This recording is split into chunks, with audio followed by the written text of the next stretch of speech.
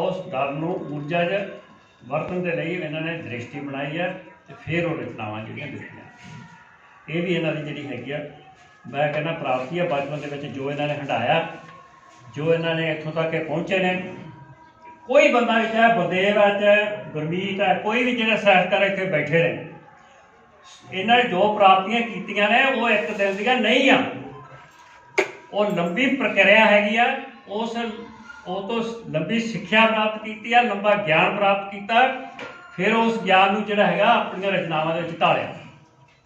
तो इसे करके जिहड़ा हैगा एक ना दा एक दिन च लेखक बनाया जा सकदा। लेख बन लई भी जिहड़ा हैगा तुहानूं मैं गुरदेव दत्त दा तुसीं गीत सुणिया, मैं कहना इहने जिहड़ा हैगा असीं बिल्कुल छोटे छोटे जो इहने नावल लिखिया और इसका नावल बहुत वधिया हो एक विच बलदा मारू था मैं छापिया गुरदेव ने छापिया हो। और मैं ये बंदा जिहड़ा हैगा तुसीं कहोगे कि अज गीतकार ये इन्ना वधिया बनिया तां यह एक लंबे जिहड़ा हैगा अनुभव तो प्राप्त करके जिहड़े इत्थों तक यह पहुंचा हैगा। सो इन्हां दी जिहड़ी प्राप्ति ये भी है, इन्होंने जो दसिया कि कविता तो मैं कहानी वाल आया, मैं अगों तोरदा कि कहानी तो यह वार्तक ते आलोचना वाल आए। तो हुण यह सोच रहे हैं जिवें इहदे विच इन्होंने एक लाइन दर्ज की है भी मेरा मन है, मेरे तैयार है कि किताब कहानियां की दोबारा जिहड़ी हैगी मैं शुरू करा, क्योंकि बंदे कोल तां बहुत कुछ पिया, बंदे ने अंदर बहुत कुछ पिया जिन्हें अनुभव प्राप्त किया। जिवें आपां गल करदे ज्ञान की है तो गल तो तुहाडी दृष्टि की चाहिए जिन्हें तुसीं पेश करना, बहुत कुछ साडे सारिਆਂ कोले हैगा।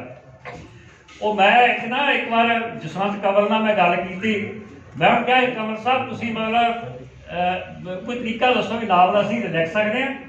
कहता एक नावल तो हर बंदा ही लिख सकता, क्योंकि उन्हें जिंदगी के विच इन्ना कुछ हंडाया हुंदा, उहदे कोले शब्द होण तो लिख दिंदा। एक नावल कहता हर बंदा ही लिख सकता। तो इस करके जिहड़ा है तुहाडे अंदर सारिਆਂ दे अंदर बहुत कुछ है, तुसीं जिहड़ा हैगा उस नूं जिहड़ा है गल है जे तुहाडे कोल भाषा हैगी आ, बोली शैली हैगी आ, तुहाडे कोल जिहड़ी हैगी गल कहण दी कला हैगी, अंदाज हैगा, टोन हैगी, सुर हैगे, तुसीं उस नूं शब्दां च बन दिंदे हो तो वधिया किरत बन जाए। सो बाकी जिहड़ियां मेरा ख्याल है भी मैं चाहुंदा कि आपां इन्हां तो खुद सुणीए कि इदों गाह जिहड़ा हैगा सवाल जवाब जिहड़ा है तुसीं सामने जिहड़ा हैगा सवाल करो तो अगों ये जवाब दें। तो इस करके मैं चाहुंदा कि संखेप मैं अपने जिहड़े विचार रखे ने मैं बहुत कुछ बोल सकदा, होर भी इन्हां दे कहानियां बारे भी बोल सकदा मैं, तो इन्हां दी रचनावां होर ने उन्हां बारे भी बोलिया जा सकदा, पर आपां चाहुंदे हां कि उन्हां दे मूंहों सुनिया जावे कि वो जां मैं कित्थे इन्हां बारे गलत कोई टिप्पणी कीती है उस ते इह दस्सण भी तुसीं आ गलत कहा कि आपां फिर जिहड़ा हैगा अगों इहदा सवाल रचाइए ते सवाल नाल जिहड़ा हैगा आपां किसी ना किसी टीचे ते पहुंच सकदे हां, उहदा आपां नूं फायदा होਊ, सारिਆਂ नूं फायदा होਊਗਾ, खास करके लेखक जिन्ने इत्थे बैठे आपां नूं उहनूं जरूर फायदा होਊਗਾ। सो मैं सੱਦਾ दिंदा उन्हां नूं कि वो स्टेज ते आउण ते तुहाडे नाल जिहड़ा हैगा विचार चर्चा कर अपने बारे दस्सण। एक सॉरी इन्हां भ्राता जी आए ने, इन्हां नाल वीर जी ने, इन्हां दे नाल इन्हां दी सुपत्नी भी आए ने, इन्हां नाल बहुत उचेचे तौर ते संभाल बहुत ही सत्कारयोग साडे वड्डे नावलकार वड्डे लेखक बलदेव सिंह छकरामा जी, गुरमीत खड़ियालवी जी, जिला भाषा अफसर जटाना साहब, इस स्कूल के प्रिंसीपल साहब, इस सभा के प्रधान ते मेरे सामने बैठे सारे लेखक साथियों, साढ़े 4 दहाके दे साहित्यक सफर दौरान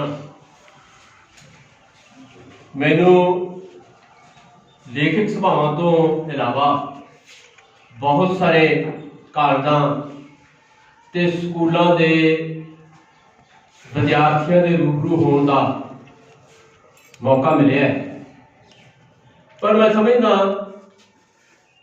कि निहाल सिंह वाला, बाघा पुराना, मोगा या पत्तो हीरा सिंह की धरती ते ਲੇਖਕਾਂ ਤੇ ਪਾਠਕਾਂ ਦੇ ਰੂਬਰੂ ਹੋਣਾ ਇਹ ਇੱਕ ਬਹੁਤ ਹੀ ਮੇਰੇ ਲਈ ਵੱਖਰੀ ਗੱਲ ਹੈ, ਵੱਖਰਾ ਤਜਰਬਾ ਹੈ। ਕਿਉਂਕਿ ਇਹ ਖੇਤਰ ਜਿਵੇਂ ਬਰਾੜ ਸਾਹਿਬ ਨੇ ਦੱਸਿਆ ਹੈ, ਮੇਰੀ ਸਾਹਿਤਕ ਜਨਮ ਭੂਮੀ ਹੈ। 1978 ਦੇ ਨੇੜੇ ਤੇੜ ਜ਼ਿਲ੍ਹਾ ਮਾਨਸਾ ਦੇ ਛੋਟੇ ਜਿਹੇ ਕਸਬੇ ਬੋਹਾ ਤੋਂ 20 ਕੁ ਸਾਲ ਦਾ ਨੌਜਵਾਨ ਨਿਰੰਜਨ ਕੁਮਾਰ ਕੱਕੜ ਤੁਹਾਡੇ ਇਸ ਖੇਤਰ 'ਚ ਰੋਟੀ ਦੇ ਚੱਕਰ 'ਚ ਆਇਆ। ਪਰ ਜਦੋਂ ਉਹ 5 ਸਾਲ ਬਾਅਦ 1983 'ਚ ਬਾਘਾ ਪੁਰਾਣਾ ਤੋਂ ਵਾਪਸ ਬੋਹਾ ਗਿਆ ਤਾਂ ਉਹ ਰੋਟੀ ਦੇ ਗੁਣ ਸਿੱਖਣ ਤੋਂ ਇਲਾਵਾ ਇੱਕ ਨਵੀਂ ਪਹਿਚਾਣ ਵੀ ਇਸ ਖੇਤਰ ਤੋਂ ਲੈ ਕੇ ਗਿਆ। ਉਹ ਨਿਰੰਜਨ ਕੁਮਾਰ ਕੱਕੜ ਤੋਂ ਨਿਰੰਜਨ ਬੋਹਾ ਨਵੀਂ ਪਹਿਚਾਣ ਲੈ ਕੇ ਉਹ ਗਿਆ ਤੇ ਨਵੇਂ ਸਿਰੇ ਤੋਂ ਉਸ ਇੱਕ ਲੇਖਕ ਵਜੋਂ ਆਪਣੀ ਜ਼ਿੰਦਗੀ ਸ਼ੁਰੂ ਕੀਤੀ। ਜਦੋਂ ਮੈਨੂੰ ਹਰਿੰਦਰ ਬਰਾਸਪੁਰ ਜੀ ਦਾ ਫੋਨ ਆਇਆ ਕਿ ਲੇਖਕ ਵਿਚਾਰ ਮੰਚ ਨਿਹਾਲ ਸਿੰਘ ਵਾਲਾ ਤੁਹਾਡੇ ਨਾਲ ਰੂਬਰੂ ਪ੍ਰੋਗਰਾਮ ਰੱਖਣਾ ਚਾਹੁੰਦਾ ਹੈ, ਤਾਂ ਮੈਨੂੰ ਲੱਗਿਆ ਕਿ ਮੇਰੀ ਸਾਹਿਤਕ ਜਨਮ ਭੂਮੀ ਨੇ ਮੈਨੂੰ ਬੁਲਾਵਾ ਦਿੱਤਾ ਹੈ ਕਿ ਪੁੱਤਰਾ 4.5 ਤੱਕ ਪਹਿਲੋਂ ਜਿਹੜੀ ਕਲਮ ਮੈਂ ਤੇਰੇ ਹੱਥ 'ਚ ਫੜਾਈ ਸੀ ਉਸ ਦਾ ਲੇਖਾ ਜੋਖਾ ਕਰਕੇ ਜਾ ਕਿ ਤੂੰ ਉਸ ਕਲਮ ਦਾ ਕਿੰਨਾ ਮਾਣ ਵਧਾਇਆ। ਮੈਨੂੰ ਲੱਗਿਆ ਕਿ ਮੇਰੀ ਸਾਹਿਤਕ ਜਨਮ ਭੂਮੀ ਮੇਰੇ ਤੋਂ ਇਹ ਵੀ ਪੁੱਛਣਾ ਚਾਹੁੰਦੀ ਹੈ ਕਿ ਕਲਮ ਨਾਲ ਜੁੜ ਕੇ, ਸਾਹਿਤ ਨਾਲ ਜੁੜ ਕੇ ਮੇਰੇ ਜੀਵਨ 'ਚ ਕੀ ਤਬਦੀਲੀਆਂ ਆਈਆਂ ਤੇ ਮੋੜਵੇਂ ਰੂਪ 'ਚ ਮੈਂ ਸਾਹਿਤ ਲਈ ਕੀ ਕੀਤਾ। ਸੋ ਮੇਰੇ ਪਿਆਰੇ ਲੇਖਕ ਦੋਸਤੋ, ਅੱਜ ਮੈਂ ਇਹਨਾਂ ਸਵਾਲਾਂ ਦਾ ਜਵਾਬ ਦੇਣ ਲਈ ਤੁਹਾਡੇ ਵਿਚਕਾਰ ਆਇਆ। ਬਹੁਤੇ ਕਿਉਂਕਿ ਮੈਂ 1983 ਤੋਂ ਚਲਾ ਗਿਆ ਸੀ, ਬਹੁਤੇ ਜਿਹੜੇ ਮੇਰੇ ਲਈ ਨਵੇਂ ਨੇ, ਪਹਿਲੀ ਵਾਰ ਮੈਨੂੰ ਮਿਲ ਰਹੇ ਨੇ ਤੇ ਸ਼ਾਇਦ ਉਹਨਾਂ ਨੂੰ ਅੱਜ ਤੋਂ ਪਹਿਲਾਂ ਇਸ ਖੇਤਰ ਨਾਲ ਮੇਰੇ ਜਿਹੜਾ ਮਾਨਸਿਕ ਲਗਾਓ ਹੈ ਉਹਦੇ ਬਾਰੇ ਵੀ ਪਤਾ ਨਾ ਹੋਵੇ। ਸੋ ਜਿਹੜੀਆਂ ਅੱਜ ਮੈਂ ਗੱਲਾਂ ਕਰਾਂਗਾ, ਮੈਂ ਤੁਹਾਨੂੰ ਸਾਰਿਆਂ ਨੂੰ ਆਪਣੇ ਜੱਜ ਸਮਝ ਕੇ ਤੁਹਾਡੇ ਤੋਂ ਉਮੀਦ ਰੱਖਾਂਗਾ, ਗੁਜ਼ਾਰਿਸ਼ ਕਰਾਂਗਾ ਕਿ ਤੁਸੀਂ ਇਸ ਗੱਲ ਦਾ ਲੇਖਾ ਜੋਖਾ ਕਰਨਾ ਹੈ ਕਿ ਮੇਰੀ ਸਾਹਿਤਕ ਜਨਮ ਭੂਮੀ ਨੇ ਜਿਹੜਾ ਕਰਜ਼ਾ ਮੇਰੇ ਸਿਰ ਤੇ ਆਇਆ ਹੈ, ਮੈਂ ਉਸ ਦੀਆਂ ਕਿੰਨੀਆਂ ਕਿਸ਼ਤਾਂ ਮੋੜ ਸਕਿਆ। ਕਹਿੰਦੇ ਨੇ ਇੱਕ ਮਾਂ-ਬਾਪ ਤੇ ਇੱਕ ਜਨਮ ਭੂਮੀ ਦਾ ਕਰਜ਼ਾ ਕੋਈ ਮਾਈ ਦਾ ਲਾਲ ਚੁਕਾ ਨਹੀਂ ਸਕਦਾ, ਪਰ ਜੇ ਉਹ ਇਸ ਗੱਲ ਨੂੰ ਯਾਦ ਰੱਖੇ ਕਿ ਇਹਨਾਂ ਮਾਂ-ਬਾਪ ਦੀ, ਮੇਰੀ ਜਨਮ ਭੂਮੀ ਦੀ ਕੋਈ ਮੈਨੂੰ ਦੇਣ ਹੈ, ਤਾਂ ਇਹ ਗੱਲ ਵੀ ਮੈਂ ਵੱਡੀ ਸਮਝਦਾ। ਸੋ मैं पिछे जाए अपनी समय जीवनी लिखनी शुरू की तो जिन्ना जिक्र मेरी जन्म भूमि बोहा मानसा का सी, उस तो किते वध जिक्र मेरी साहित्यक जन्म भूमि बाघा पुराणा का सी, निहाल सिंह वाला का सी। इन्हां जिहड़ी आज की सभा है निहाल सिंह वाला या बाघा पुराणा की सभा है, पत्तो हीरा सिंह की सभा है, मोगे की सभा है, इन्हां दी दित्ती जिहड़ी साहित्यक गुणती है उस कारण ही मैं अज तुहाडे दरम्यान 45 साल तो बाद फिर तुहाडे रूबरू हो रहे हैं। दोस्तों, निरंजन कुमार कक्कड़ निरंजन बोहा किवें बनिया, तुहाडे इस इलाके का निरंजन बोहा बनाउण च की योगदान है, इसकी एक वक्री कहानी है। साडे चो सारे लेखकां दी बेशक साडे वड्डे नावलकार बलदेव सिंह होण, गुरमीत करियालवी होण या असीं तुसीं सारे होइए, एक ना कोई कहानी जिवें कि बराड़ साहब ने दस्सिया कि कोई लेखक रब वालों नहीं आउंदा, सानू साडे जिहड़े हालात है वो लेखक बनाउंदे ने। जदों साडी स्कूली पढ़ाई दे अंतले साल हुंदे ने, कॉलेज दी पढ़ाई दे मुढ़ले साल हुंदे ने, उदों असीं सारे लेखक हुंदे हैं, अपने अपने पद्धर दे लेखक। कोई अपनी डायरिया च शेरो शेरी लिखदा है, कोई कटेशना लिखदा है, कोई कुछ लिखदा है, पर किते ना किते हर एक विद्यार्थी दे मन च लेखक बनने की तांग हुंदी है उदों। पर असीं जानते हैं कि उन्हां विचों मसां 1 या 2% विद्यार्थी भविख दे जाने पहचाने लेखक बन सकते हैं ते 95-98% विद्यार्थियों की जिहड़ी लेखक बनने की जिहड़ी खाश है, जिहड़ा सुपना है, वो आर्थता कारण या होर कारणा करके दम तोड़ जाता है। 1978 च नौजवान मुंडा निरंजन कक्कड़ बाघे पुराणे आया तो उस समय डेयरी वार का लेखक सी, जिवें होर विद्यार्थी लिखते हैं इस तरह वो भी डेयरी च कुछ झरीट लैंदा सी। पर इत्थे उसनूं जिहड़ा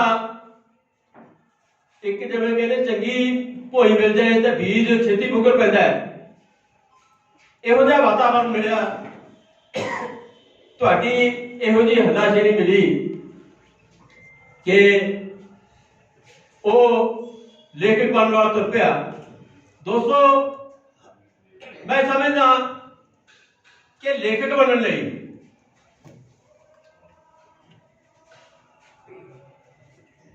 चार गल्लां दी लोड़ है। खास तौर पर जिहड़े नवे लेखक वो नोट करन। पहली गल कि बंदा संवेदनशील हो, वो दूसरिਆਂ ਦਾ दर्द ਉਹਨੂੰ अपना दर्द लगे, दूसरिਆਂ ਦੀ पीड़ ਉਹਨੂੰ अपनी पीड़ लगे। दूसरा, उस लेखक बनने की इच्छा शक्ति हो। तीसरा, ਉਹਦੇ ਚ लेखक बनने बदले दुनियावी तौर पर खास तौर पर आर्थिकता के मामले च पहला कुछ गवाउणा भी पैंदा, कुछ ਉਹਦੇ अंदर गवाउण दा मता भी होवे, ते चौथी गल ਉਹਦੇ ਚ सिड़ होवे ते सहज होवे, सबर होवे। जे चार गल्लां मिल जाण तां उस नूं दुनिया की कोई ताकत ਲੇਖਕ ਬਣਨ ਤੋਂ ਰੋਕ ਨਹੀਂ ਸਕਦੀ, ਤੇ ਜੇ ਚਾਰੇ ਗੱਲਾਂ ਇਕੱਠੀਆਂ ਨਹੀਂ ਹੁੰਦੀਆਂ, ਉਹ ਕੋਈ ਸਮਾਂ ਲੇਖਕ ਬਣਨ ਦਾ ਭਰਮ ਤਾਂ ਪਾੜ ਸਕਦਾ ਹੈ, ਉਹ ਲੇਖਕ ਨਹੀਂ ਬਣ ਸਕਦਾ। ਸੋ ਦੋਸਤੋ, ਜਦੋਂ ਮੈਂ ਤੁਹਾਡੇ ਇਸ ਖੇਤਰ 'ਚ ਆਇਆ, ਠੀਕ ਹੈ, ਬਲਦੇਵ ਸਿੰਘ ਜਿੰਨੇ ਮੇਰੇ 4 ਗੁਣਾ ਹੋਣ, ਉਦੋਂ ਅੱਧੇ ਹੋਣ, ਉਦੋਂ ਚੌਥੇ ਗੁਣਾ ਹੋਣ, ਕਲਿਆਣਵੀ ਵਰਗੇ ਗੁਣ ਨਾ ਹੋਣ, ਪਰ ਇਹ 4 ਗੱਲਾਂ ਮੈਨੂੰ ਲੱਗਦਾ ਹੈ ਕਿ ਮੇਰੇ 'ਚ ਮੌਜੂਦ ਸੀ, ਤੇ ਤੁਸੀਂ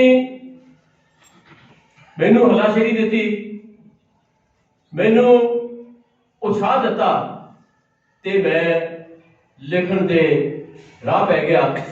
ਸੋ ਮੈਂ ਇਸ ਇਲਾਕੇ ਦਾ ਬਹੁਤ ਧੰਨਵਾਦੀ ਹਾਂ ਕਿ ਜਿਸ ਇੱਕ ਡੈਰੀ ਲੇਖਕ ਨੂੰ ਸੱਚਮੁੱਚ ਦੇ ਲੇਖਕ ਬਣਨ ਦੇ ਰਾਹ ਤੋਰਿਆ। ਦੋਸਤੋ, ਜੇ ਤੁਸੀਂ ਜਾਂ ਮੈਂ ਲੇਖਕ ਮੇਰੇ ਬਣਨ ਦੀ ਪੂਰੀ ਕਹਾਣੀ ਤੱਕ ਪਹੁੰਚਣਾ ਹੋਵੇ, ਤਾਂ ਤੁਹਾਨੂੰ ਤੇ ਮੈਨੂੰ ਦੋਹਾਂ ਨੂੰ ਮਿਲ ਕੇ ਥੋੜਾ ਜਿਹਾ ਨਿਰੰਜਨ ਕੱਕੜ ਦੇ ਪਿਛੋਕੜ 'ਚ, ਖਾਸ ਤੌਰ ਤੇ ਉਹਦੇ ਬਚਪਨ 'ਚ ਜਾਣਾ ਪਊਗਾ, ਉਹਦੇ ਨਾਲ ਜੁੜਨਾ ਪਊਗਾ। ਜੀਵਨ ਦੀਆਂ 4 ਅਵਸਥਾਵਾਂ ਮੰਨੀਆਂ ਜਾਂਦੀਆਂ ਨੇ: ਬਚਪਨ, ਜਵਾਨੀ, ਅਧੇੜ ਉਮਰ ਤੇ ਬੁਢਾਪਾ। ਸੋ ਦੋਸਤੋ, ਆਮ ਤੌਰ ਤੇ ਅਸੀਂ ਸਾਰੇ ਕਹਿੰਦੇ ਨੇ ਕਿ ਜਿਹੜਾ ਬਚਪਨ ਹੈ ਉਹ ਜੀਵਨ ਦਾ ਸੁਨਹਿਰੀ ਕਾਲ ਹੈ, ਜਵਾਨੀ ਨੂੰ ਵੀ ਅਸੀਂ ਸੁਨਹਿਰੀ ਕਾਲ ਮੰਨ ਲੈਂਦੇ ਹਾਂ, ਤੇ ਜਿਹੜੀ ਬੁਢਾਪੇ ਦੀ ਉਮਰ ਹੈ ਉਹਨੂੰ ਅਸੀਂ ਸਮਝਦੇ ਹਾਂ ਕਿ ਇਹ ਐਵੇਂ ਵਕਤ ਇਕੱਠੀ ਕਰ ਰਹੇ ਹਾਂ ਅਸੀਂ, ਤੇ ਬਹੁਤ ਔਖਾ ਸਮਾਂ ਅਸੀਂ ਜੀਵਨ ਦਾ ਸਮਝਦੇ ਹਾਂ। ਪਰ ਮੇਰੇ ਜਿਹੜੇ ਜੀਵਨ ਅਨੁਭਵ ਨੇ, ਮੈਨੂੰ ਪ੍ਰਾਪਤ ਹੋਏ ਨੇ, ਮੇਰੇ ਵਿਚਾਰ ਇਸ ਤੋਂ ਬਿਲਕੁਲ ਉਲਟ ਨੇ। ਮੇਰੀ ਉਮਰ ਇਸ ਵੇਲੇ 65 ਸਾਲ ਹੈ, ਮੈਂ ਬੁਢਾਪੇ ਦੀ ਉਮਰ 'ਚ ਪ੍ਰਵੇਸ਼ ਕਰ ਚੁੱਕਿਆ, ਤੇ ਮੈਨੂੰ ਲੱਗਦਾ ਹੈ ਕਿ ਜਿਹੜਾ ਆਹ ਸਮਾਂ ਇਹ ਮੇਰੇ ਜੀਵਨ ਦਾ ਸੁਨਹਿਰੀ ਕਾਲ ਹੈ। ਮੈਂ ਆਪਣੀ ਜ਼ਿੰਦਗੀ ਦਾ ਫੁੱਲ ਇੰਜੋਏ ਕਰ ਰਿਹਾ, ਉਹਨੂੰ ਪਲ ਪਲ ਦਾ ਆਨੰਦ ਮਾਣ ਰਿਹਾ, ਇਸ ਵੇਲੇ ਵੀ ਆਨੰਦ ਮਾਣ ਰਿਹਾ, ਇਸ ਤੋਂ ਬਾਅਦ ਜਦੋਂ ਸਫਲ ਜਾ ਫਿਰ ਵੀ ਆਨੰਦ ਮਾਰਾਂਗਾ। ਸੋ ਮੈਨੂੰ ਲੱਗਦਾ ਹੈ ਕਿ ਇਹ ਜਿਹੜਾ ਅੱਜ ਸਾਡਾ ਜੀਵਨ ਹੈ, ਇਹ ਸਾਡੀ ਜ਼ਿੰਦਗੀ ਦਾ ਸੁਨਹਿਰੀ ਕਾਲ ਹੈ। ਤੇ ਜਿਵੇਂ ਮੈਂ ਗੱਲ ਕੀਤੀ ਸੀ ਕਿ ਮੈਨੂੰ ਕਲਮ ਨੇ ਕੀ ਦਿੱਤਾ ਹੈ, ਇਹ ਉਸ ਕਲਮ ਦੀ ਕਰਾਮਾਤ ਹੈ ਜਿਹੜੀ ਇਸ ਇਲਾਕੇ ਨੇ ਮੇਰੇ ਹੱਥ 'ਚ ਪਕੜਾਈ ਸੀ। ਸਾਡੇ ਆਪਣੇ ਸਾਰਿਆਂ ਦੇ ਹੱਥਾਂ 'ਚ ਮੋਬਾਈਲ ਨੇ, ਅਸੀਂ ਕੰਪਿਊਟਰ ਨਾਲ ਵੀ ਜੁੜੇ ਹੋਏ ਹਾਂ, ਉਹਦੇ 'ਚ ਬਹੁਤ ਸਾਰੇ ਡਾਟੇ ਫੀਡ ਹੁੰਦੇ ਨੇ, ਬਹੁਤ ਸਾਰੀਆਂ ਫਲੈਪੀਆਂ ਹੁੰਦੀਆਂ ਜਿਹਦੇ 'ਚ ਅਸੀਂ ਵੱਖ-ਵੱਖ ਮੈਮਰੀਜ਼ ਇਕੱਠੀਆਂ ਕਰ ਲੈਂਦੇ ਹਾਂ, ਤੇ ਲੋੜ ਪੈਣ ਤੇ ਜਿਹੜੀਆਂ ਸਾਨੂੰ ਚਾਹੀਦੀਆਂ ਹੁੰਦੀਆਂ ਨੇ ਉਹ ਵਰਤ ਲੈਂਦੇ ਹਾਂ, ਤੇ ਬਾਕੀ ਅਸੀਂ ਡਿਲੀਟ ਕਰ ਦਿੰਦੇ ਹਾਂ। ਪਰ ਜਿਹੜੀ ਮੇਰੇ ਜ਼ਿਹਨ 'ਚ ਜੀਵਨ ਦੇ 4 ਪੜਾਵਾਂ ਦੀਆਂ ਯਾਦਾਂ, ਉਹ ਫੀਡ ਨੇ, ਸੰਗ੍ਰਹਿਤ ਨੇ ਮੇਰੇ ਕੋਲ। ਉਹਨਾਂ 'ਚੋਂ ਕਿਸੇ ਯਾਦ ਨੂੰ ਡਿਲੀਟ ਕਰਨ ਦੀ ਯੋਗਤਾ ਨਹੀਂ ਹੈ, ਸਾਡੇ ਕੋਲ ਕਿਸੇ ਕੋਲ ਵੀ ਨਹੀਂ ਹੈ। ਜੇ ਮੇਰੇ ਕੋਲ ਇਹ ਯੋਗਤਾ ਹੁੰਦੀ ਤਾਂ ਮੈਂ ਜਿਹੜੇ ਮੇਰੇ ਬਚਪਨ ਦੀਆਂ ਜਿਹੜੀਆਂ ਯਾਦਾਂ ਨਾ, ਉਹਨਾਂ ਨੂੰ ਮੈਂ ਜ਼ਰੂਰ ਡਿਲੀਟ ਕਰ ਦਿੰਦਾ। ਬਰਾੜ ਸਾਹਿਬ ਨੇ ਤੁਹਾਨੂੰ ਦੱਸਿਆ,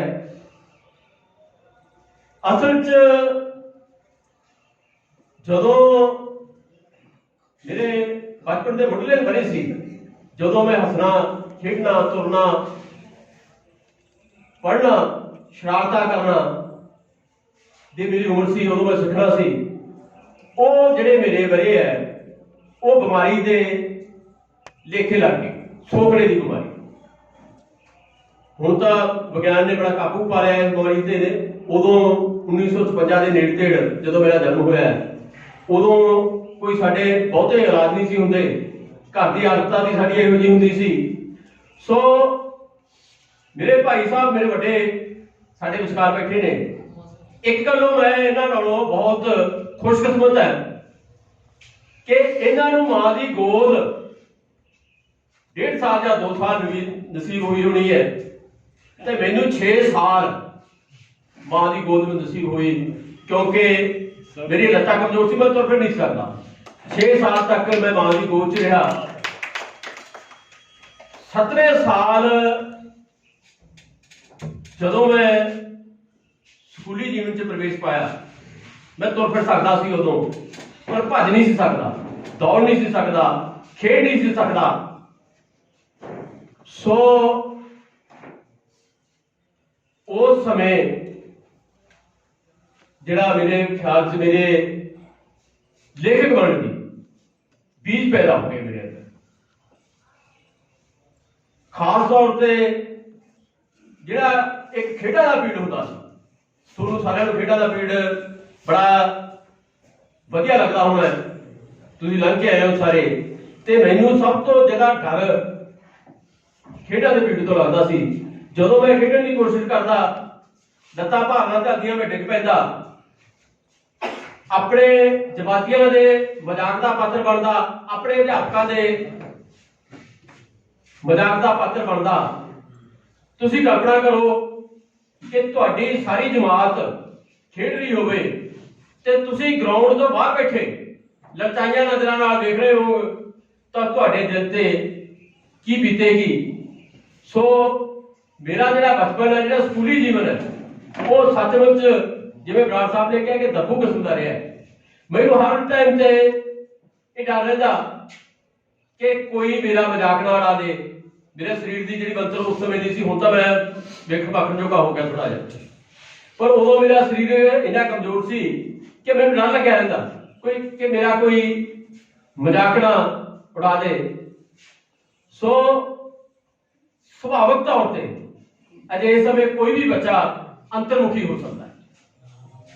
ਮੈਂ ਅੰਤਰਮੁਖੀ ਹੋ ਗਿਆ, ਆਪਣੇ ਆਪ 'ਚ ਬੈਠਾ ਸੋਚਦਾ ਰਹਿੰਦਾ, ਤਰ੍ਹਾਂ ਤਰ੍ਹਾਂ ਦੀਆਂ ਕਲਪਨਾਵਾਂ ਕਰਦਾ ਰਹਿੰਦਾ। ਤੇ ਅੱਜ ਜਦੋਂ ਮੈਂ ਇਹਨਾਂ ਕਲਪਨਾਵਾਂ ਦਾ ਲੇਖਾ ਜੋਖਾ ਕਰਦਾ ਨਾ, ਤਾਂ ਮੈਨੂੰ ਲੱਗਦਾ ਹੈ ਕਿ ਇਹਨਾਂ ਕਲਪਨਾਵਾਂ ਨੇ ਮੈਨੂੰ ਕਹਾਣੀਕਾਰ ਬਣਾਤਾ। ਪਹਿਲਾਂ ਮੈਂ ਹੋਰ ਕਿਸਮ ਦੀਆਂ ਕਲਪਨਾਵਾਂ ਕਰਦਾ ਸਾਂ, ਪਰ ਹੁਣ ਮੈਂ ਆਪਣੀਆਂ ਕਲਪਨਾਵਾਂ ਨੂੰ ਯਥਾਰਥ ਨਾਲ ਜੋੜਨ ਲੱਗ ਪਿਆ ਤੇ ਮੇਰੇ ਇੱਕ ਕਹਾਣੀਕਾਰ ਬਣਨ ਦੀ ਨੀਂਹ ਰੱਖੀ ਗਈ। ਜਿਹੜੇ ਜਮਾਤੀ ਮੇਰਾ ਮਜ਼ਾਕ ਉਡਾਉਂਦੇ ਸੀ, ਜਿਹੜੇ ਮੇਰੇ ਅਧਿਆਪਕ ਮੇਰਾ ਮਜ਼ਾਕ ਉਡਾਉਂਦੇ ਸੀ, ਉਹਨਾਂ ਨੂੰ ਜਦੋਂ ਮੈਂ ਕਾਟਵੀ ਜਵਾਬ ਆਪਣੇ ਜ਼ਬਾਨ 'ਚ ਜਵਾਬ ਦੇਣ ਦੇ ਸਮਰੱਥ ਹੋ ਗਿਆ, ਤਾਂ ਤੁਸੀਂ ਸਮਝ ਲਓ ਕਿ ਮੇਰੇ ਹਾਸਵਿਅਕ ਲੇਖਕ ਬਣਨ ਦੀ ਨੀਂਹ ਰੱਖੀ ਗਈ। ਸੋ ਇਸ ਤਰ੍ਹਾਂ ਜਿਹੜੇ ਬੀਜ ਹੈ ਲੇਖਕ ਬਣਨ ਦੇ, ਉਹ ਮੇਰੇ ਹਾਲਾਤਾਂ ਨੇ ਪੈਦਾ ਕੀਤੇ। ਤੇ ਇਸ ਜਿਹੜੇ ਬੀਜ ਹੈ ਮੇਰੇ ਅੰਦਰ ਸਾਹਿਤਕਾਰ ਬਣਨ ਦੇ, ਉਹਨੂੰ ਢੁਕਵਾਂ ਵਾਤਾਵਰਨ ਤੁਹਾਡੀ ਇਸ ਨਿਹਾਲ ਸਿੰਘ ਵਾਲਾ ਦੀ ਧਰਤੀ ਨੇ, ਬਾਘੇ ਪੁਰਾਣੇ ਦੀ ਧਰਤੀ ਨੇ, ਪਤੋ ਹੀਰਾ ਸਿੰਘ ਦੀ ਧਰਤੀ ਨੇ ਦਿੱਤਾ। ਦੋਸਤੋ, ਸਕੂਲੀ ਜੀਵਨ 'ਚ ਮੈਂ ਬਹੁਤ ਦਰਮਿਆਨਾ ਜਿਹਾ ਪੜ੍ਹਾਈ 'ਚ ਵਿਦਿਆਰਥੀ ਸੀ। ਬਹੁਤ ਬਸ ਸੈਕੰਡ ਡਿਵੀਜ਼ਨ 'ਚ ਪਾਸ ਹੋਣ ਵਾਲਾ, ਪਰ ਜਿਹੜਾ ਪੰਜਾਬੀ ਦਾ ਵਿਸ਼ਾ ਹੈ ਉਹ 'ਚ ਮੇਰੇ 100 ਚੋਂ 90 ਨੰਬਰ ਆਉਂਦੇ ਸੀ। ਪੰਜਾਬੀ ਅਧਿਆਪਕ ਗਿਆਨੀ ਰਣਜੀਤ ਸਿੰਘ ਹੁੰਦੇ ਸੀ ਭਗਤੇ ਭਾਈ ਤੋਂ, ਉਹਨਾਂ ਦਾ ਮੈਂ ਖਾਸ ਤੌਰ ਤੇ ਚੇਤਾ ਸੀ। ਉਹ ਮੈਨੂੰ ਵਿਸ਼ੇਸ਼ ਤੌਰ ਤੇ ਪਿਆਰ ਕਰਦੇ ਸੀ क्लास में चुपचाप रहंदा, हीन भावना का शिकार सी ते अंतर्मुखी सी। इस करके एक दिन उन्होंने किते सुभावकी कहता आ जरा कहता बच्चा है ना जो चुपचाप जा रहा है, ये बोलता नहीं करता नहीं, ये कहता जरूर एक दिन लेखक या फिलासफर बनू। अध्यापक ने बेशक गल मजाक च कही होवे, पर दोस्तों मेरे दिल च खुगी। मैं उसे टाइम ही ये धारणा धार ली कि मैं होर कुछ बना ना बना, मैं लेखक जरूर बनू। सो दोस्तों मैं लेखक मिल के बने। ये करके लेखक बनने लई, आलोचक बनने लई मैं मेहनत की है। तुहाडी इस धरती ने मेरे कोई ऐसी कोई जड़ियां बूटियां घोल के नहीं पाइयां कि मैं लेखक बन गया। तुसी उचित वातावरण दिता, तुसी शाबाशी दिती ते मैं अपनी लगातार इस लई मेहनत की। मैनू एक अध्यापक ने जो टीचा देता कि लेखक बनूंगा, मैनू लग्या कि जेडे बच्चे अज मेरा मजाक उड़ाउंदे ने, मेरे जवाबी मजाक उड़ाउंदे ने, मैं एक लेखक बन के उन्हां नूं जवाब देवांगा, समाज च अपनी होंद स्थापित करांगा।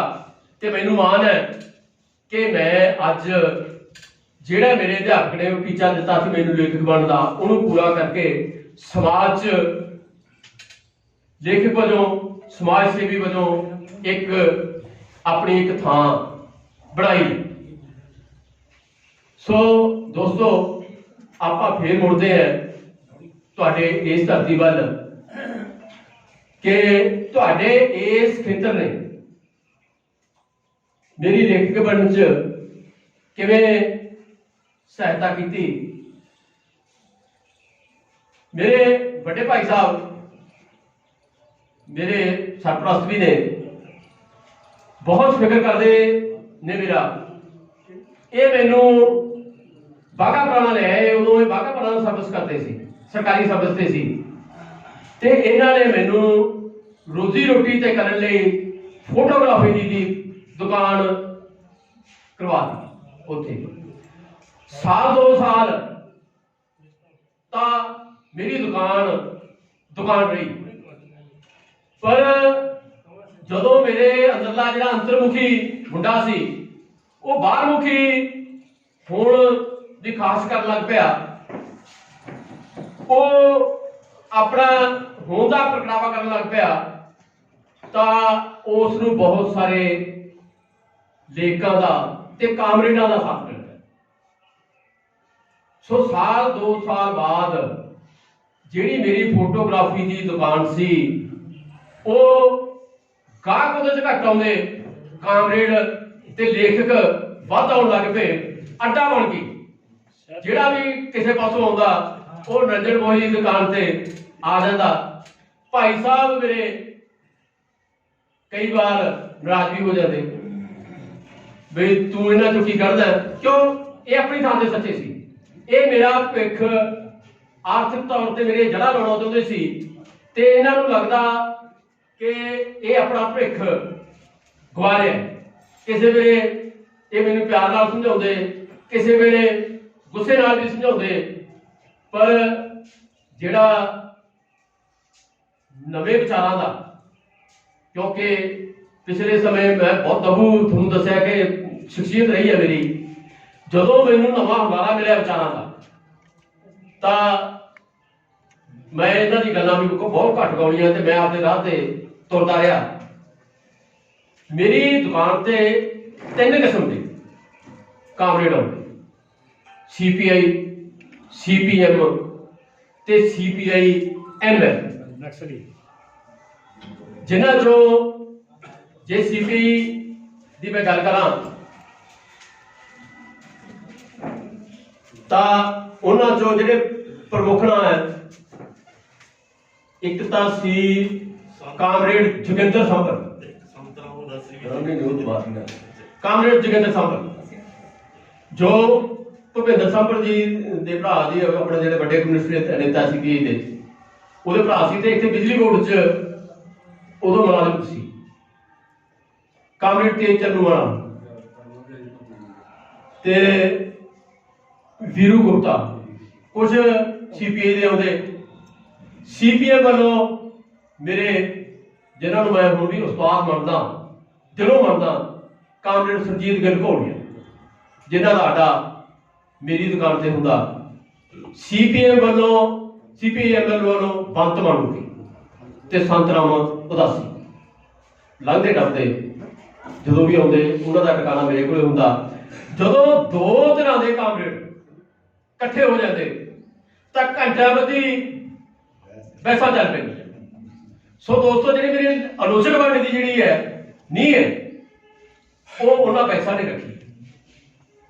ਮੈਂ ਪਹਿਲਾਂ ਮੂਕ ਦਰਸ਼ਕ ਵਜੋਂ ਲੰਮਾ ਸਮਾਂ ਉਹਨਾਂ ਦੀ ਗੱਲਾਂ ਸੁਣਦਾ ਰਿਹਾ ਤੇ ਫਿਰ ਮੈਂ ਇਹਦੇ 'ਚ ਭਾਗ ਲੈਣ ਲੱਗ ਪਿਆ ਤੇ ਭਾਗ ਲੈਂਦਾ ਲੈਂਦਾ ਮੈਨੂੰ ਪਤਾ ਹੀ ਨਹੀਂ ਲੱਗਿਆ ਕਿ ਮੈਂ ਕਿਹੜੇ ਵੇਲੇ ਆਲੋਚਕ ਬਣ ਗਿਆ। ਸੋ ਦੋਸਤੋ, ਮੇਰੇ ਪਰਿਵਾਰਕ ਮੈਂਬਰਾਂ ਲਈ ਜਿਹੜਾ ਮੇਰਾ ਨਿਊ ਲਾਈਟ ਸਟੂਡੀਓ ਹੈ ਉਹ ਫੋਟੋਗ੍ਰਾਫਰ ਦੀ ਦੁਕਾਨ ਹੋ ਸਕਦਾ ਹੈ। ਮੈਨੂੰ ਲੱਗਦਾ ਹੈ ਕਿ ਉਹ ਮੇਰੇ ਲਈ ਇੱਕ ਯੂਨੀਵਰਸਿਟੀ ਹੈ ਜਿਹਨੇ ਮੈਨੂੰ ਜੀਵਨ ਦੀ ਸਾਹਿਤ ਦੀ ਸਮਝ ਦਿੱਤੀ ਹੈ ਕਿ ਕਿਹੜਾ ਸਾਹਿਤ ਪੜ੍ਹਨਾ ਹੈ, ਕਿਹੋ ਜਿਹਾ ਤਾਂ ਲਿਖਣਾ ਹੈ। ਇਹ ਜਿਹੜੀ ਸਮਝ ਹੈ, ਜਿਹੜੇ ਮੇਰੇ ਨਿਊ ਲਾਈਟ ਸਟੂਡੀਓ ਤੇ ਜਿਹੜੀਆਂ ਹੁੰਦੀਆਂ ਰਹੀਆਂ ਬਹਿਸਾਂ, ਮੈਨੂੰ ਉਹਨਾਂ ਨੇ ਦਿੱਤੀ ਹੈ। ਮੈਂ ਇੱਕ ਗੱਲ ਤੁਹਾਡੇ ਸਾਹਮਣੇ ਸਪਸ਼ਟ ਕਰ ਦਿਆਂ ਤੇ ਮੈਨੂੰ ਇਹ ਸਪਸ਼ਟ ਕਰਨ ਦਾ ਮਾਣ ਵੀ ਹੈ। ਆਲੋਚਨਾ ਦੇ ਖੇਤਰ 'ਚ ਮੇਰੇ ਕੋਲੇ ਕੋਈ ਅਕਾਦਮਿਕ ਡਿਗਰੀ ਨਹੀਂ ਹੈ। ਡਾਕਟਰ ਦਾ ਛੱਡ, ਮੈਂ ਕੰਪਿਊਟਰ ਵੀ ਨਹੀਂ ਹੈ ਅਕਾਦਮਿਕ ਤੌਰ ਤੇ। ਨਾ ਮੈਂ PhD ਕੀਤੀ ਹੈ, ਨਾ ਮੈਂ ਕਿਸੇ ਕਾਲਜ 'ਚ ਪੜ੍ਹਾਇਆ ਹੈ।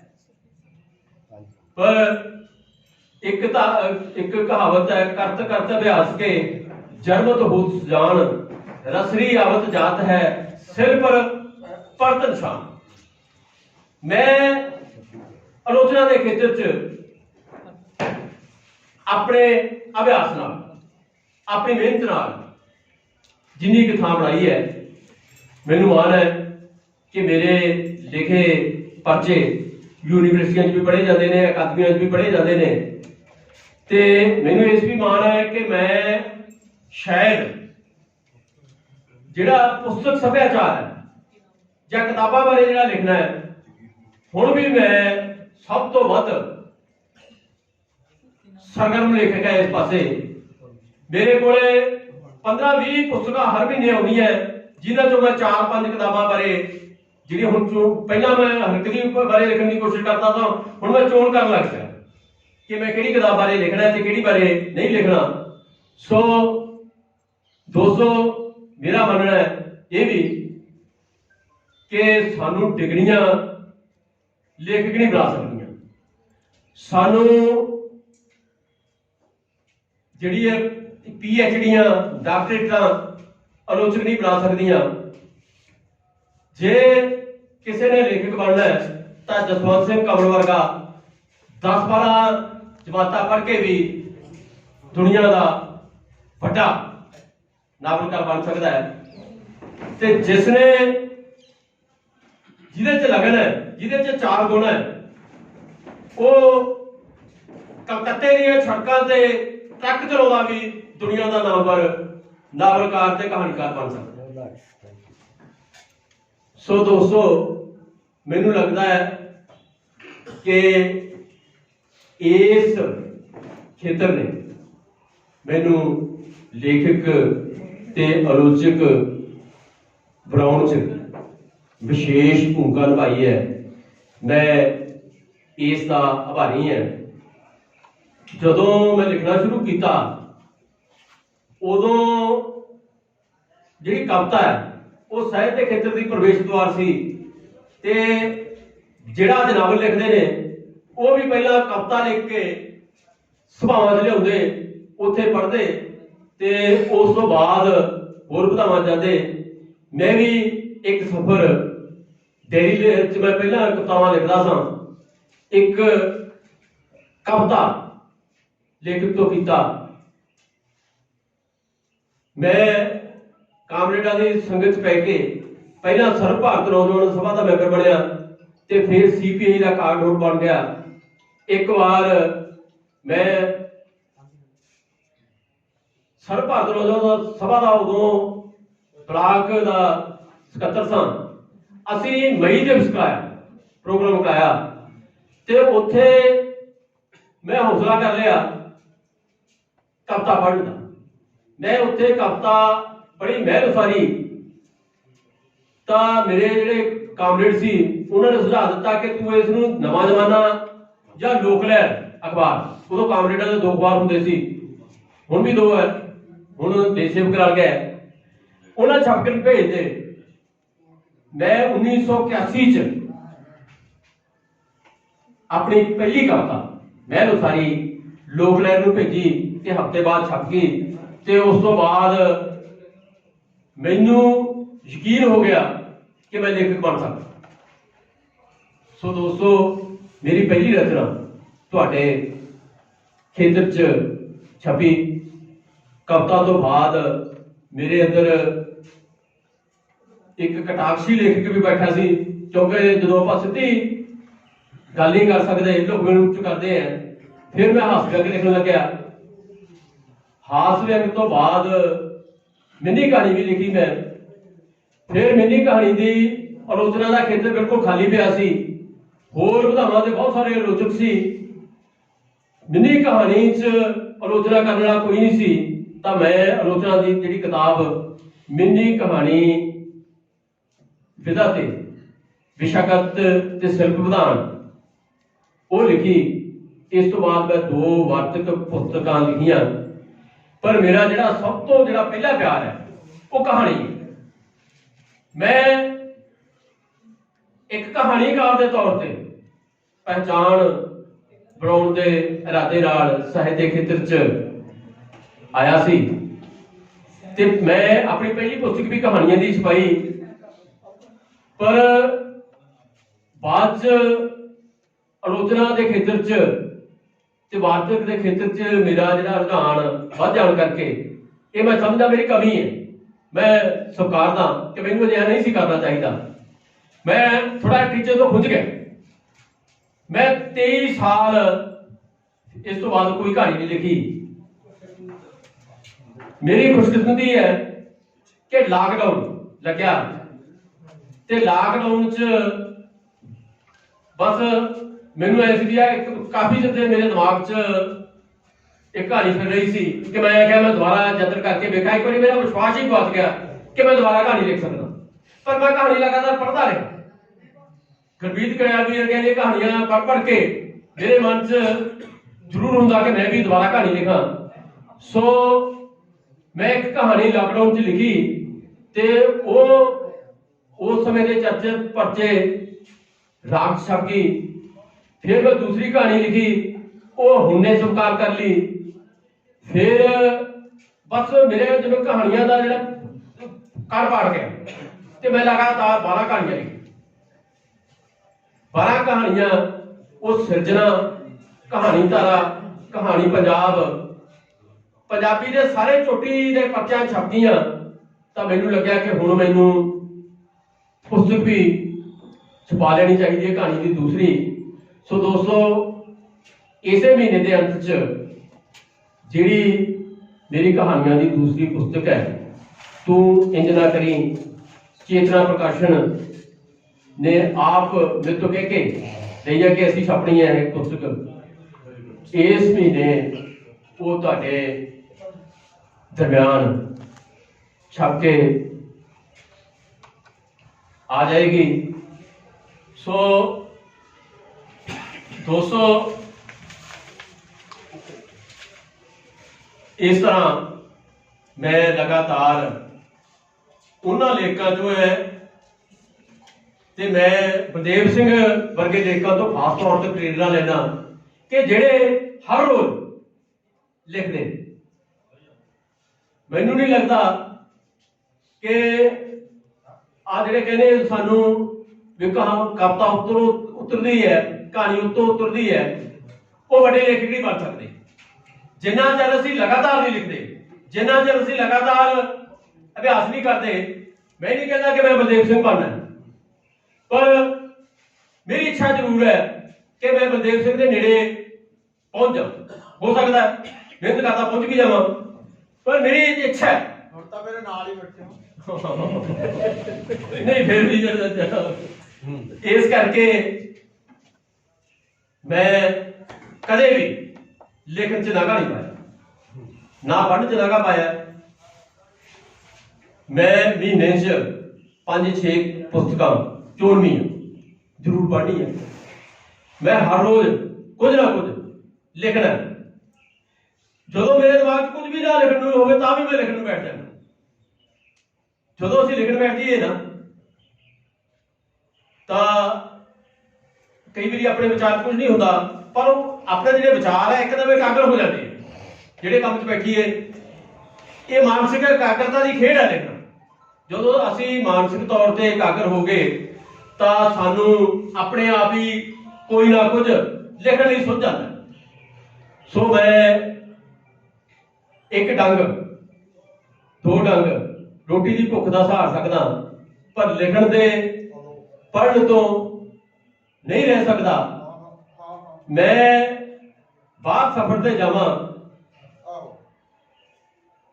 ਕੋਈ ਕੁੜਤਾ ਪਜਾਮਾ ਦਾ ਪਿਛਕ ਨਹੀਂ ਭੁੱਲ ਜਾ, ਕਿਤਾਬ ਲਿਜਾਣਾ ਆਪਣੇ ਨਾਲ ਨਹੀਂ ਭੁੱਲਦਾ। ਲਿਖਣ ਦਾ ਜਿਹੜਾ ਮੇਰਾ ਇਹ 2 ਸਮੇਂ ਹੁੰਦੇ ਆ, ਕਿਤਾਬਾਂ ਲਿਖਦੇ ਆ, ਇੱਕ ਲਿਖਣ ਦੀ ਤਿਆਰੀ ਕਰਦੇ।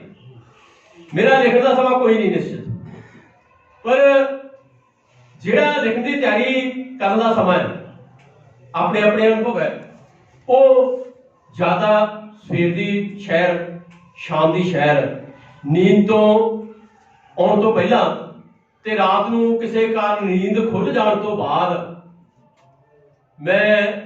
ਮੈਨੂੰ ਕੋਈ ਕਬੀਲਦਾਰੀ ਦੀਆਂ ਸੋਚਾਂ ਨਹੀਂ, ਬੱਚੇ ਹੁਣ ਮੇਰੇ ਜਵਾਨ ਹੈ, ਉਹਨਾਂ ਨੇ ਕਬੀਲਦਾਰੀ ਸੰਭਾਲੀ ਹੋਈ ਹੈ, ਇਸ ਕਰਕੇ ਮੈਨੂੰ ਘਰ ਦਾ ਕੋਈ ਫਿਕਰ ਨਹੀਂ। ਮੈਨੂੰ ਜਿਹੜਾ ਫਿਕਰ ਹੈ ਆਪਣੀਆਂ ਲਿਖਤਾਂ ਦਾ ਫਿਕਰ ਹੁੰਦਾ ਹੈ ਵੀ ਮੈਂ ਉਹਦੀ ਜਿਹੜੀ ਵਿਉਂਤਬੰਦੀ ਹੈ ਉਹ ਮੈਂ ਰਾਤ ਸਮੇਂ ਕਰਦਾ।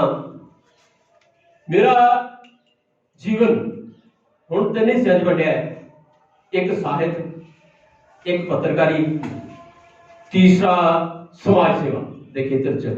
ਮੈਂ ਸਥਾਨਕ ਰਾਜਨੀਤੀ 'ਚ ਵੀ ਥੋੜਾ ਬਹੁਤਾ ਭਾਗ ਲੈਣਾ, ਪਰ ਜਿਹੜੀ ਮੇਰੇ ਵਾਸਤੇ ਪ੍ਰਮੁਖਤਾ ਹੈ ਉਹ ਮੈਂ ਸਾਹਿਤ ਨੂੰ ਦਿੰਦਾ। ਆਮ ਤੌਰ ਤੇ ਕਿਹਾ ਜਾਂਦਾ ਹੈ ਕਿ ਪੱਤਰਕਾਰੀ ਹੈ ਉਹ ਸਾਹਿਤ ਨੂੰ ਖਾ ਜਾਂਦੀ। ਜਿਹੜਾ ਪੱਤਰਕਾਰੀ 'ਚ ਪੈ ਗਿਆ ਉਹ ਮੁੜ ਕੇ ਚੰਗਾ ਲਿਖ ਨਹੀਂ ਸਕਦਾ, ਪਰ ਮੈਨੂੰ ਇਹ ਲੱਗਦਾ ਹੈ ਕਿ ਜਿਹੜੀ ਪੱਤਰਕਾਰੀ ਹੈ ਉਹ ਮੇਰੇ ਲਈ ਸਾਹਿਤ ਵਾਸਤੇ ਸਹਾਇਕ ਹੈ। ਮੈਨੂੰ ਕੱਚਾ ਮਸਾਲਾ ਮਿਲਦਾ ਹੈ, ਮੈਂ ਲੋਕਾਂ 'ਚ ਵਿਚਰਨ ਦਾ ਮੈਨੂੰ ਮੌਕਾ ਮਿਲਦਾ ਹੈ, ਉਹਨਾਂ ਦੇ ਸਮੱਸਿਆਵਾਂ ਨਾਲ ਜੁੜਨ ਦਾ ਮੌਕਾ ਮਿਲਦਾ ਹੈ। ਤੇ ਜਿਹੜੇ ਧਾਰਨਾ ਕਹਿੰਦੇ ਨੇ ਕਿ ਪੱਤਰਕਾਰੀ ਖਾ ਜਾਂਦੀ ਹੈ, ਮੈਨੂੰ ਲੱਗਦਾ ਹੈ ਕਿ ਉਹ ਮਿਹਨਤ ਕਰਨ ਤੋਂ ਅਰਥ ਫੜਦੀ। ਜੇ ਤੁਸੀਂ ਮਿਹਨਤੀ ਹੋ ਤਾਂ ਤੁਹਾਡੀ ਸਾਹਿਤ ਨੂੰ ਪ੍ਰਮੁਖਤਾ ਦਿੰਦੇ ਹੋ ਪੱਤਰਕਾਰੀ ਨਾਲੋਂ, ਤਾਂ ਪੱਤਰਕਾਰੀ ਤੁਹਾਡੀ ਜਿਹੜੀ ਆਪਣਾ ਸਾਹਿਤ ਨੂੰ